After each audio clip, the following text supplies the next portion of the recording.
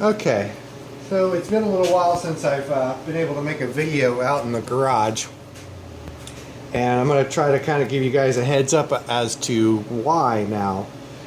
I got a number of things I was going to go through on this little video here, this update of sorts.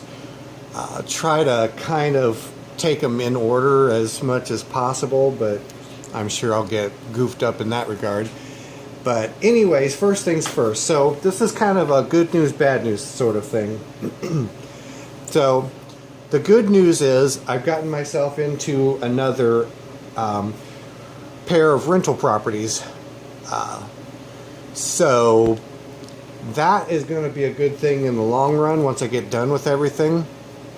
The really good part about it is I've been able to transfer a bunch of extra stuff out of the garage that has been just taking up space needlessly, and I'll kind of pan you guys around the garage, or at least I'll try to remember to pan you guys around the garage so that you can kind of see the cavernous space that I have at my disposal at the moment.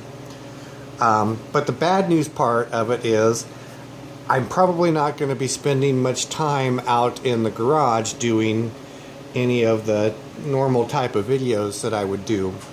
So that's the sucky part, and it's going to be kind of a pain, or well, not a pain, but kind of disappointing for me for the next few months as far as not being out here, you know, tinkering with the mill and the lathe and etc., etc. But anyways, so one of the first things that I had gotten accomplished, but hadn't gotten around to showing you guys because of all this, is I finally got a decent permanent electrical setup on the power feed for the half Cochran Bly mill. So you can probably see the electrical switch right there on the side of the mill. That is feeding power to the electric drive motor that's running the power feed, the XY power feed on the mill. Now that that's shut off, that'll help a little bit. Before I was just basically plugging and unplugging it into an extension cord, and that was getting to be a pain in the butt. So most of the time I just wouldn't use it at all. So finally broke down, put a switch on the thing, ran some cord to the motor, ran to a plug. You can see the orange cord there and the black plug. Eventually I'm going to have a couple of new, or one new electrical circuit running through the garage that's going to be mounted overhead. That's what that will eventually plug into, but as you can see right now it's the blue extension cord. You can probably see on the workbench back there also one of the other projects that's coming out of this rental property. So right there is one of the window frames out of one of the houses, and I've got it over here to do some repair, some sill repair to it. So I'll try to show you guys, you know, an up close version of that here before long. But like I said, first things first, power drive, or the power cross feed on the mill. So obviously that turns the motor on, and there she goes. So I've got, I believe it's 2 ranges on the gearbox on the back of the machine that you obviously can't see right now. And I also have 3 speeds at my disposal right here. So that plunger moves in or out as needed, and I can slow or speed up the feed using that, or if I need to, I can change the gear setting on the back of the machine. And I think I've showed you guys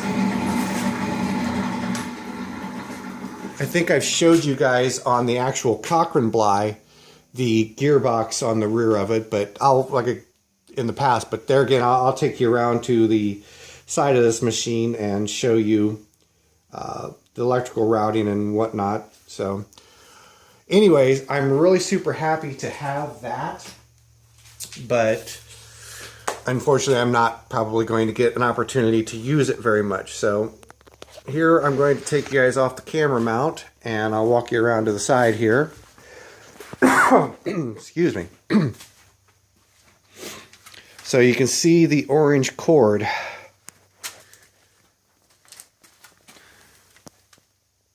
That is going to the drive motor. Since this is not a true Cochran Bly mill, it does not feed the gearbox from the normal power input that it would have otherwise. So this was originally rigged up with a set of V-belts and they just slipped like crazy. So at one point, oh geez, it must have been over a year ago, I changed it to a pair of sprockets and chain drive, and that made a huge difference. But at any rate, you can see the the orange cord going up to the electrical box, and then that's the rest of it there. And the idea is to have a receptacle mounted hanging down from the ceiling in that area right there. Probably a quad receptacle so I can use a few other things in this area. But anyways, that's that little project updated. Here is the window I was talking about. And what I need to do is I need to remake this piece here. For whatever reason, this one had, all the windows on this house have storm windows, but for whatever reason, this storm window was just left open and this piece has rotted out, so I get to make a new one for it and put it back into service. But anyways, that's certainly not that interesting. I'm going to put you guys back on the camera mount and pan you around to the next project that I need to update you on. So I think the next up for bid is, yes, on the Hindi.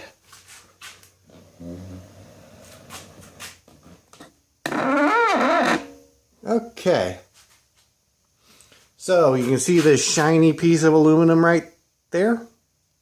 I finally got the handle finished for the compound slide on the Hindi, or at least finished enough.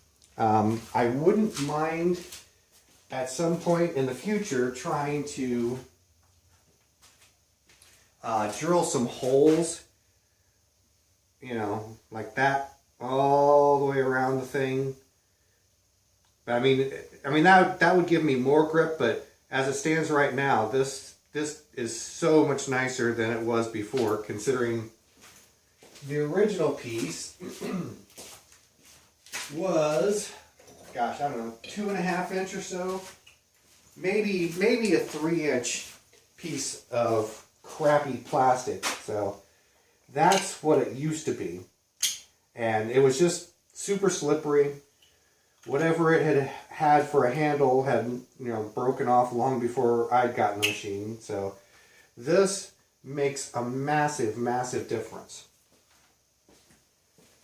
And I'm sorry I couldn't, bring you guys along for the ride to show you how, most of that project, but it's one of those things where it really gets difficult to make progress on a project and, show you guys what I'm doing and whatnot as well. So, Mr. Pete, I am not. And no fancy camera equipment or anything like that, so it's, super difficult to edit anything or get good video footage, get good angles, yada yada yada. Anyways, the other thing, one of the things I thought I was going to have to do to get, and this is the pulley for the Cochran Bly power conversion for the actual real Cochran Bly. I was finally able to get that. anyways, I was finally able to turn that into an actual pulley. One of the things I thought I was going to have to do, considering the lathe tooling that I had at my disposal, I thought I was going to have to make some sort of contraption that was actually going to hang the tool way off to the side, way over here. But I finally had gotten this four-way tool post set up in just such a configuration that I was going to be able to, you know, hit the center of this thing. So that eliminated countless hours of work that I was going to wind up having to do. And this was the last project that I'd done out in the garage before, you know, getting into the rental thing. But anyways, I had this big piece of high-speed steel, and I finally ground a tip on it that worked like an absolute champ. I slowed my speeds down quite a bit, and just finally I got the pulley that I needed. I mean, I still need to drill the holes in it. I still need to drill the holes in the clutch drum on the Cochran Bly, but this is the part that has really always slowed me down, is making pulleys. And now, at least with the Hindi lathe, it doesn't seem like that's going to be such an issue anymore. The rigidity on this machine is just so much more significant than it is on the Logan. I mean, it's just worlds apart. Let me take you guys off the mount for a second, and I'll bring you around for a little bit of a close-up on this.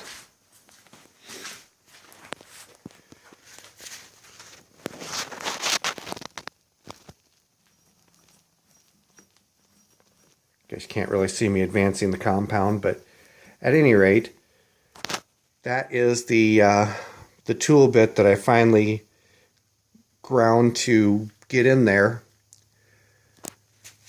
And let's see if I can get a section of a V-belt up there.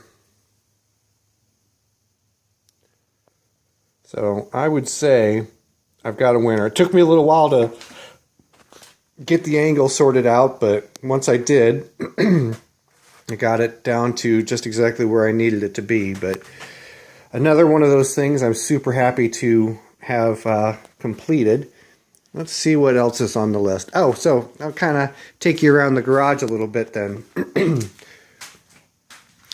So before, there used to be a motorcycle sitting there. It was kind of just the garage queen. And it is out at the pole building, out at the storage building, along with the I think it was a Craftsman, the bandsaw that used to be sitting in here, table saw that used to be sitting in here. And if I turn you around here, there used to be 2 other garden tractors sitting in here. So freed up quite a bit of space, and surprisingly enough, I sold the big telescope, so I don't have those pieces of plywood that were leaning up against here. Those were the ramp that I used to get the telescope in and out of the house. So I mean, it's made massive difference already. That pellet burner is going to go out. Some additional stuff, actually probably the majority of the stuff that's back in this corner is also going to go out. There was Wisconsin engine parts back there that went out for storage. So it's made a huge difference. So now I just need to, you know, get stuff situated out at the 2 new properties so that I can get back to the stuff I want to do. Okay, so, and with the additional space now, one of the things that's very forward in my mind is getting the big surface plate into the garage. But I have to do something on wheels so that I can, you know, manage it in the garage. So maybe that'll be one of the next projects coming up here that I might try to kind of bring you guys along for to an extent. But otherwise, let's swing it back this way for a little bit. So one of the other things, there's something funny about the small town that these houses are located in. It's like people don't lock their doors there. So after the auction was over, the auctioneer drove away, the homeowner drove away, and I was there with the two properties.